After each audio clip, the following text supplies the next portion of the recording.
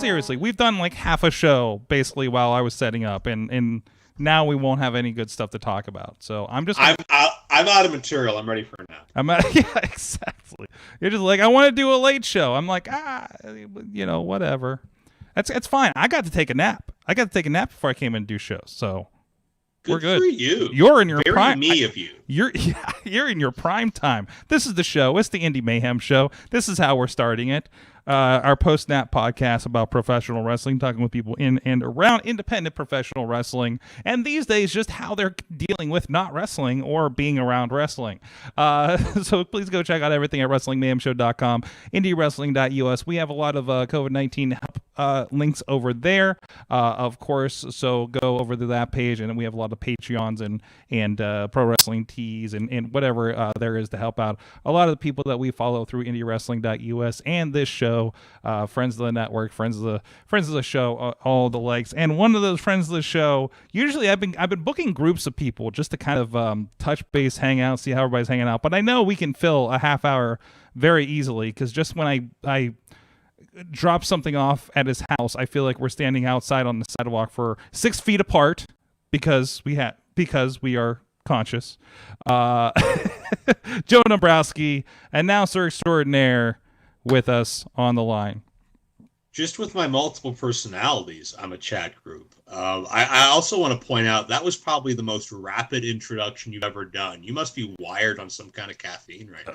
Am I? Yeah, I'm all set right now. Like Joe, I'm like making and drinking half a pot a day at least. So on the tough days, it's a full pot. So, this is how we get by. This is how we get by these days. I'll be up until 4 a.m. I'm on your schedule now.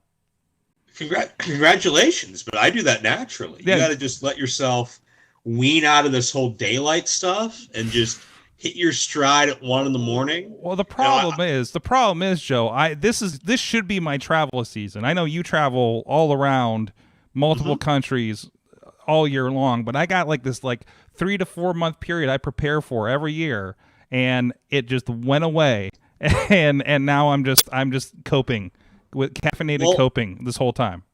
I mean, I can relate to that because, things shut down right around the start of the busiest time of my year. Yeah. Because we're talking WrestleMania season. That's right. And, from late March up through the beginning of May, I had trips scheduled for, Portland, Oregon, and of course Tampa, and my regular stops in Meadville and Marietta. And I had just come back from the Middle East. I just come back from a week in Knoxville. I think March I was supposed to be on the road for 16 days out of the month, and then that got cut in half. And, WrestleMania season being lost, and some of those other independent events where the merch take is huge. I mean, we're talking thousands of dollars in lost income. Oh yeah. So, oh yeah. In some respects, there are certain things I don't miss at all, but certain things I miss a lot.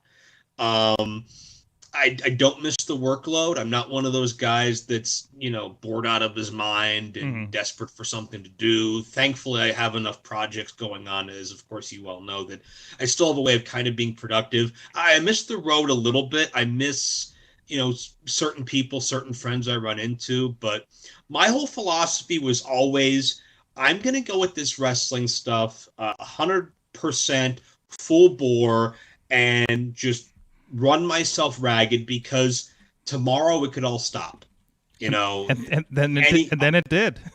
Yeah. Any unforeseen circumstance, any act of God, any type of business crumbling scandal, anything out of left field, you name it, it could happen.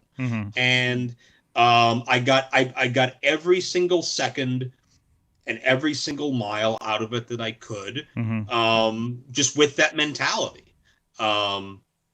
So then when things stopped, I was going so hard. It was like, God, there's so much opportunity I missed. But there was also the other side of the coin where it's like, I can breathe a little bit now, Yeah, I think, we've been working together for 10 years plus maybe at this point, and I think that's why we work so well together, because we both kind of have that mentality. You around wrestling, me around wrestling, and a bunch of other things for the business. There is, and now, I get, the biggest thing I worry about is momentum. I feel like you're one of the people that, you're not an in-ring performer that's trying to build on that aspect of things. You have a lot of irons in the fire. So you are able to just pick up the other irons, right? To an extent, yeah. I mean, now my philosophy is, get everything I can out of all the projects I'm doing at home, all my straight to DVDs, my straight to digitals. We just released Wrestling from the Heartland. We've got Roddy Piper's Legacy coming out. We've got the Brian Pillman Memorial shows coming out. And if this continues far beyond what we expect right now, I've got a half dozen more ideas in the back of my head. There's always something to do, and when I'm able to go back on the road, I can try to find that balance again. But at the same time, I still worry about the fact that, I was hitting a good stride career-wise, where in the past few years, I didn't have to go out and look for the work anymore. It was coming to me more and more, whether it be on recommendations, or, hey, I heard you on this, or, hey, this guy speaks well of you, or, hey, I heard you do stuff from home, whatever the case is. And, that helped from a money standpoint. It helped from a scheduling standpoint. It helped from just being on bigger platforms and doing, live stuff on Fight and IWTV and stuff like that. So, I do worry about what the nature of the business is going to be when it does come back. Is independent wrestling going to have that same momentum that it did? Is the landscape going to change as far as amount of promotions? And, if the promotions do stay around, what's their budget look like? And what workers and talents and staff members are going to say, lower their asking price versus continuing with the status quo because they just want to work. And, is the whole market value of the industry going to drop? And, you got to look at it from a dollars and cents perspective, because we have all built our brand to, X amount of worth. And I don't know that any of us are going to have that same worth when this comes back, because the economic impact may make it so where there's, not as much income coming in, or even if there is, it could take months, if not years, to recoup whatever these promotions are losing in these dark months. Even just a few months before this happened, I have, we're in a very creative business, right? We're not making widgets. We're not, doing something like that. Even what I do outside of wrestling, and I've been doing a lot of history kind of stuff on the side, and I started thinking about like what happens when like a war happens, right? Like, all the fun stuff, all the creative stuff feels like devalued, right? And that's kind of the effect of what's happening now, right? That's not the important thing right now, or it's hard to do, or the fit in this kind of new world and landscape, and you have to be kind of ready to adapt to that. And also, nobody guarantees that you're successful. You have to be successful. Yeah, and the interesting thing too that kind of differentiates this situation from a war is that a lot of times your entertainment, that's one of your last things to go, because people always need an escape. Whether there's war or there's famine or there's whatever the issue is that's plaguing the world, everybody wants an escape once in a while. But we're in a unique situation where live entertainment is no longer an escape. Live entertainment's part of the problem, because now you're in a large group of people. So this is really, again, it's one of those unprecedented things where the business has to adapt and has to change, and the ones that are able to will survive. And unfortunately, there's going to be some that'll either choose to or won't be able to make that transition. But Yeah, I think, things like Netflix and, movies to some degree, movies and, television and stuff like that. There's always going to be a place at the table for them because everybody's going to want to have a place to release those endorphins. But as far as attending a live event, I don't know what that looks like. I don't know what that timetable is. And I don't know. The other thing I'm worried about is if things open up too quickly and you've got some of these large gatherings and something breaks out and then we're right back at square one again in 2 or 3 months from now. There's so much not indifference, but there's so much uncertainty as far as just what's the right answer, what's the wrong answer, who wants to believe what. And I think it goes to a larger problem of just our media and our leaders being more concerned about the dollar and more concerned about profit and living more in an oligarchy than a democracy, because nobody trusts anybody. Everybody thinks that somebody has an agenda, whether it's a politician or a news media outlet or whatever the case is, which is why you have so many conspiracy theories and so many people debunking real stories and what's right, what's wrong, how long should we stay quarantined, should we stay quarantined, should we wear masks? Nobody knows who to trust anymore. I think it's very, very scary. And I think we're seeing our society as a whole in large running around like a bunch of chickens with their heads cut off because they don't know who to turn to. And this virus magnifies that, and it makes everything so much more chaotic, which is going to in turn make it tougher to come back from. Exactly. How do you see, because, the biggest thing, obviously, I'm seeing the same thing. Several articles I've been reading this week over on LinkedIn about the live event industry, the arts, museums, things like that, and how they're going to adapt. And unfortunately, we worked on a project about museums in Pittsburgh that just got off the ground several months ago, basically. And and now it's like, okay, what do we do with this now? There's a lot of, I'm starting to look at, AEW obviously went back to live shows, not with crowds, but at least for the production side. Are you kind of looking at what they're doing as kind of examples? I know some indies have said that they're like Indiana. I heard about shows happening in June. Other groups are trying streaming options with no crowds in states that don't have as tight of lockdowns. Are you looking at those for kind of samples? You, of course, a booker up and around Cleveland with a premier championship wrestling. From a booking standpoint, it's honestly not something that I'm rushing into. The Ohio State Athletic Commission has, made the decree that they're not going to issue any permits up through May 31st, I believe it is, and they're going to have a meeting in I think early June to kind of figure out where to go from there. And I'm hearing similar in the Pittsburgh Commission as well.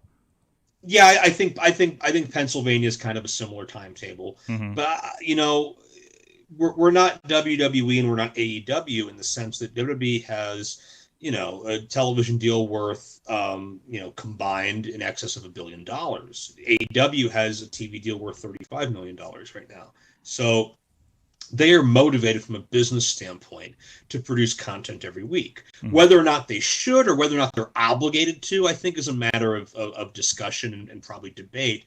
But if they feel a need to do that, then from a business and a dollars and cents standpoint, you can understand and justify that. Some of the larger independents, I know one of the final independent events in recent memory was when Game Changer Wrestling did some empty arena events in the month of March. And from what I recall, I could be getting the figures wrong, but I think they raised in excess of $15,000 just in fan donations that went to pay the talent. That's logical. I know some other companies, AAW, that I've had some experience with, tried to replicate that, and unfortunately that was when states were getting shut down entirely. But I see a logical reason to do that as well, because you're paying your guys, you're paying your talent. As long as you can keep everybody as reasonably safe as possible, medically and as far as just comfortability as well, then if the talent are comfortable taking that risk, then more power to them. I don't think it should in any way be mandatory. It should be based on the individual, which thankfully it is. But for a company like Premier, or any of the more locally based outfits that don't have a huge online presence, I don't see a need or any type of desire to do that without your live ticketed audience. If you look at the business model of a company like Premier and a lot of other organizations, you take out the live attendance and you try to function strictly on online sales and online revenue, and online maybe isn't your number one source of revenue, unlike a GCW, the odds of breaking even become a lot more insurmountable. So, I've done this a time or two. It ain't my first rodeo. I'm not somebody that feels the need to go out and produce wrestling to justify or validate themselves, or just do it because booking wrestling is so much fun, because it's not. So yeah, no, I've seen you on show day. Exactly. So when we get the safe and clear to start, assembling with 50 people, 100 people, 200 people, whatever it is, I think that's the time you ease back into it. But to do it now, to do a show just to do a show, when I can't look at the numbers and say, yeah, I see a way to make money, or at least I see a way to break even, I don't see a reason to do it. And you've seen my stuff. I've been pretty radio silent unless it's been posting retro content or plugging my sites. And that's the focus right now. That's where I'm going to make the money right now. And when the live events are ready to get here, they'll get here. There's no sense in doing something now, blowing money, and risking putting somebody in a dangerous situation just to do the mental masturbation and say, I ran a show. I don't see it. Yeah. So of course, kind of talking about that throwback, I feel like so some people kind of lucked. I feel like some things that we've done here as a company with Sorgatron Media, Sidekick, we were kind of setting up some things that were perfectly timed. You were working on the Heartland, and disclaimer, I had a hand helping with some of the editing on Heartland as well. This is a good time to look back as you have on your YouTube. I know it's probably a symptom of you going through all the kind of content that you are for projects right now, like Heartland, Wrestling from the Heartland. So it feels like you stumbled in that at the right time, where people are, it seems like everybody's kind of looking back right now and remembering the good times of wrestling to kind of get them through the maybe not great stuff on TV, or weird because they don't feel good about how, wrestlers on television in this condition and things like that. Yeah, I was really apprehensive about releasing Wrestling from the Heartland right as this stuff was amping up. But the fans have come out and supported it in droves. It's been, as far as the first I guess almost 2 months at this point, probably the highest sales I've done since Virgil. That would be the Legend of Virgil and his traveling merchandise table. Yeah, I don't mean actually Virgil, who's just still on like a flea market corner somewhere, just collecting cobwebs. I heard he offered to buy WWE recently or something. I don't know.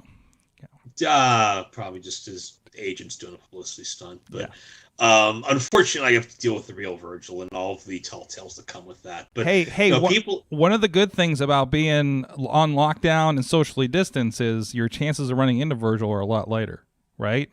That is true, yeah. Unless he finds some way around that and starts doing home service. If he finds out I have money, he will. But yeah, the Heartland stuff, I was thinking about it, and I can't even remember the conversation with Les Thatcher and I that kind of spawned this. I remember going to his house. I remember I was working in Fort Wayne, Indiana, and I made it a point to take a detour to Cincinnati on the way home. And if anybody knows geography, that's kind of about a 3-hour detour. So obviously I my interest was piqued by something, but I just remember going through his garage and just this huge box of 75 tapes of so many old Heartland shows and Pillman shows and stuff that hadn't been touched in years and years, to the point where when Les was moving out a couple of years later, he found even more stuff. I had to go back and make a second trip. I mean, there was so much there to dig through. And, I think that if you like your HD and 4K quality, Heartland's not the set for you because it's, 2001, 2002 independent wrestling, although it is a WWE developmental territory. You don't get the WWE production trucks or the cameras by any stretch. Yeah, it's kind of if you have a promotion now that you wince at because they're using maybe iPhones or something, and you're just like, oh, why is that look so weird? Just think of what was the I don't want to say like what was the 2002 version of running a promotion and shooting the show on an iPhone, but it's probably the comparative, right? I mean, to some extent, I would say that if you were a fan back in the day and you enjoyed tape trading, or maybe trying to watch some of the scrambled pay-per-views, not that our content scrambled, but if you like kind of the primitive nature of content production and kind of its simplicity, I think you really appreciate this because these were pulled directly from VHS tapes, whether it be the masters or just Les's personal copies. All the television is owned by WWE. They bought the rights to that a few months back, but I have all the house show stuff where, Big Show and Eddie Guerrero and John Cena and, Rikishi would show up and help school the young boys, like Jamie Noble and Shannon Moore and Umaga and Charlie Haas and Jimmy Yang and all these guys that were just coming up. And it was this weird hybrid at a weird time in the business. WCW had just died. ECW had just died. There's only one promotion now. And all these guys are jockeying for spots. And you've got like this weird subworld where Steve Blackman and Val Venus and BJ Whitmer and Nigel McGuinness are all in the same place at the same time. And it feels like that shouldn't exist, but it does. And you see FCW footage, OVW footage, and you hear the stories, but nobody talks about Heartland because they only spent about a year in developmental until they cut costs on developmental and just switched everything to Louisville and got out of Cincy, got out of Memphis and everything. But that's still an incredible story to be told from, the rise of all those names I just mentioned to some of the tragedies like the death of Russ Haas to when Les was profiled on MTV a few years prior, which we'll talk about in Volume 2, and just so much experience training, the Nigels and the BJs and the Shark Boys and guys like that.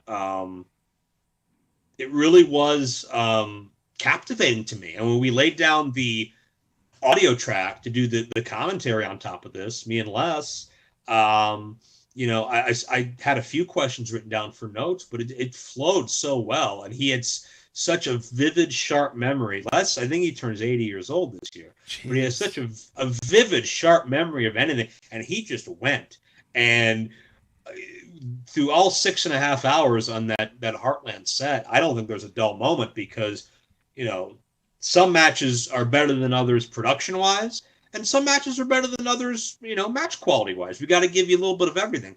But the story behind the stories are always so compelling because you're dealing with so many personalities and you're dealing with, theoretically, the next generation superstars as molded by WWE. That's right. I have to make mention because I saw her in the chat room, but our friend that's usually contributing to the Mayhem show, Tina, she spent some time in that area and she's reminiscing about the Pillman shows, the Pillman Memorial shows, and I think if I remember from our conversation last week, I think she had a hand helping with some of the audio production or something at the live shows too, if I recall. So a small world, around these Heartland shows. Yeah, that's wild, and really just digging through these Heartland shows is what got me so motivated to track down all this Pillman footage. And I'm still working to get the best possible quality on a couple of those events, but I'm working hard at it. Those things were never released nationally. They were never presented outside of the Cincinnati market. I think there's a bootleg version of the first one for sale, but that's about it. So I'm working on preserving those, doing the first ever official release with permission of the family with Brian Jr. involved, doing a brand new documentary as part of that set involving people that were there. I've already spoken to Al Snow and Shane Douglas, Dr. Tom Pritchard, Nick Eugene Dinsmore, and Bill DeMott, and I've got a few others coming down the pike as far as just sharing their thoughts and memories on what was truly just a special, unique set of shows that hopefully we'll have out on the market by later this year. But you wouldn't get those shows if those promotions and those talents didn't trust Les Thatcher to run a tight ship and a class operation. And you can really see in, how the shows are presented back then and how we present them now in the Heartland set, just the class and the detail that went into everything, as far as taking a guy like a Shannon Moore, who was doing car crashes and diving off of ladders in WCW, but then Les gets him and says, "You're going to be my next Ricky Morton," and teaches Shannon Moore how to actually work and why and what and when. And Shannon comes out such a better performer, has a great run in every company he's been in. Or, Jamie Noble, who's teaching guys now in WWE. BJ Whitmer, who's teaching guys now in AEW. Mm-hmm. That lesson started from Les, and it carries on to the next generation, even to this day. Some good stuff. I'm glad you're digging that up. And you've gone on from the conspiracies to to just digging up history now. You know what, man? I mean, there's so many conspiracies in the world today that people have that actually have a direct effect on our health and well-being, that at this point in time, conspiracy theories aren't really fun, Yeah. There's a difference between, debating if, Norm Connors is secretly a lizard person, or, still up for debate. Who shot still JFK, up for debate. Yep. or if we saw the UFO, releases the other week. There's a difference between debating that and debating, if the next vaccine has some magical tracking advanced chip that doesn't exist. There's a big difference between that.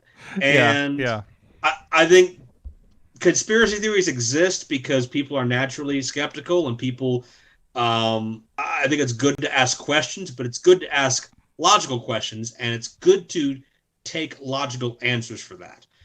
You can't just say, well, you're lying to me because I'm uncomfortable, or you're lying to me because, there's, as Governor Ventura would say, follow the money.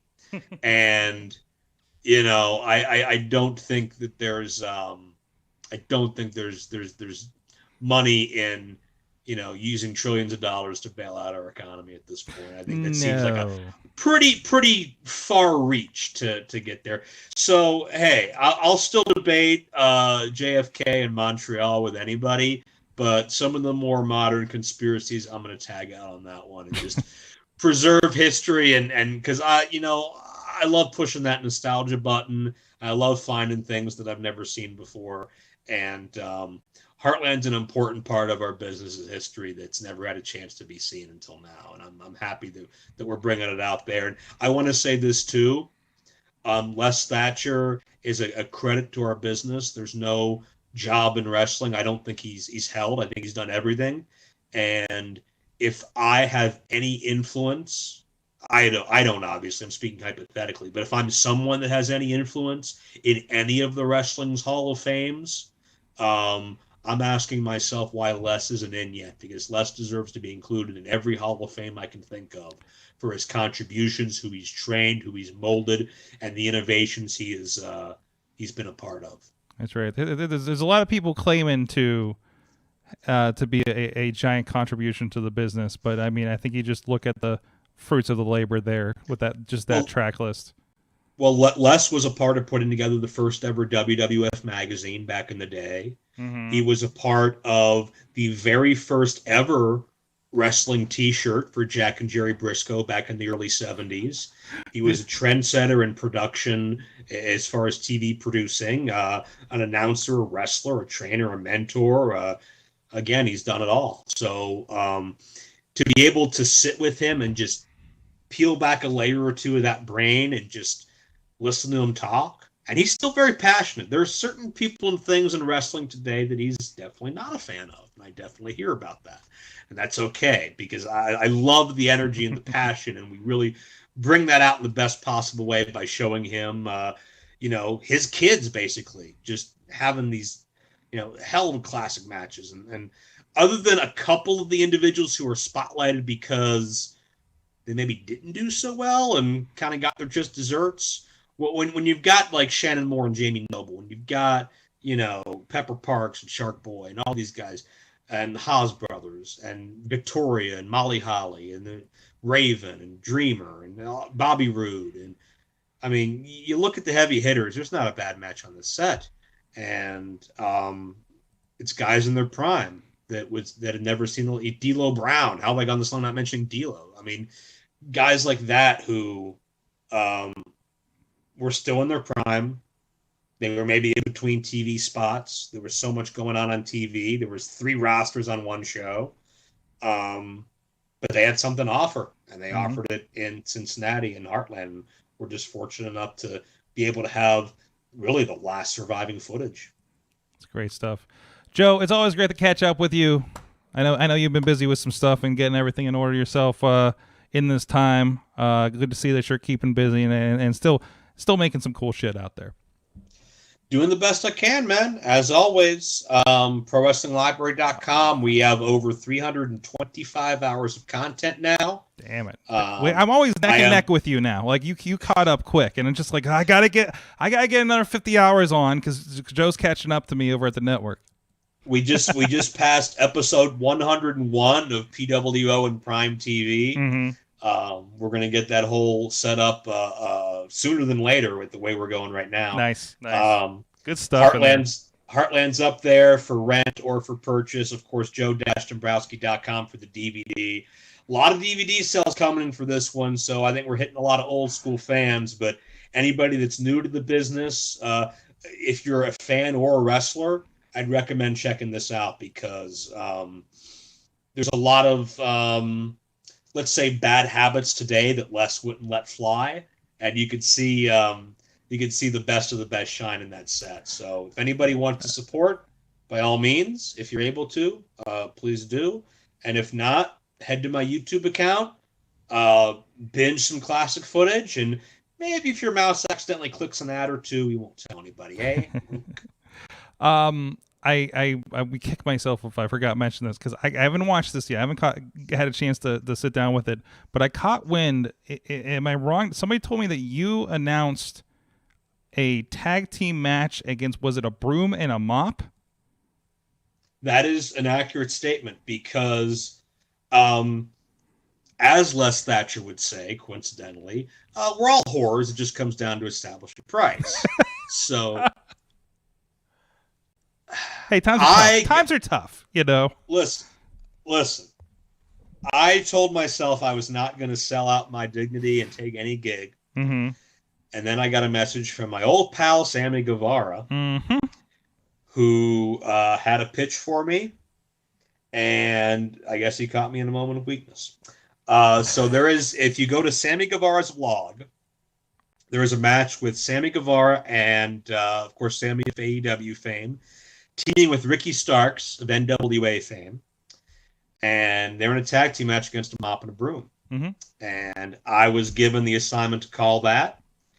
And you know what? You could say what you want about Sammy. You can love him. You can hate him. I've done both in my life. But he gets attention, and he gets views. He gets traffic. So, and to be honest, I did that because it was obviously in the context of an entertainment parody. Mm-hmm. It wasn't.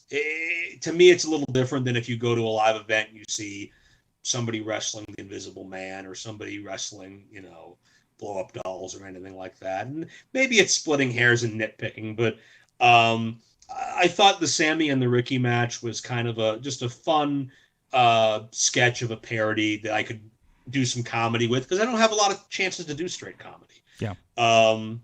As opposed to some of the context of some of the other things in independent events. So yeah, Sammy Guevara's YouTube. I won't plug it too hard because he ain't giving me a cut of anything, you cheap bastard. But if you want to go out of your way to find it, you will see me doing some very dramatic commentary with a mop and a broom, and maybe throwing a few jabs at the owner of the vlog as well if you have a keen ear. I will mention I did my research for the match. I pointed out a lot of very important historical facts about the mop and the broom, such as the mop is second generation and is related to a former tag team partner, Perry Saturn. And not to mention the fact the broom is a tag team specialist, former tag team partner of the Natural, Dustpan Rhodes. And we'll leave you with that. Thank you so much. Go check out everything, and of course, a lot of great content from Joe over on IndieWrestling.us as well. And follow his YouTube, follow his Facebook. A lot of great stuff he's digging up to help entertain you in this in these very interesting times. Of course, please check out everything. Please, again, support everybody that everybody in wrestling. They're trying to figure things out and trying to supplement what. Hopefully they had big plans that are not happening right now. So again, we have that link, the COVID support page over at IndieWrestling.us. Go check out ProWrestlingLibrary.com, Joe-Dombrowski.com. And until next time, please support independent wrestling and independent broom and mop wrestling, I guess. All right, streamers, thanks a lot. Thanks for tuning in. And we'll be live with RWA's interactive bracket show and results tomorrow at 8 p.m. Eastern on their page. So please follow that so you can get a notification. And I won't be. I'll be here, but I won't be on it. But those have been fun. So go check that out. Thanks.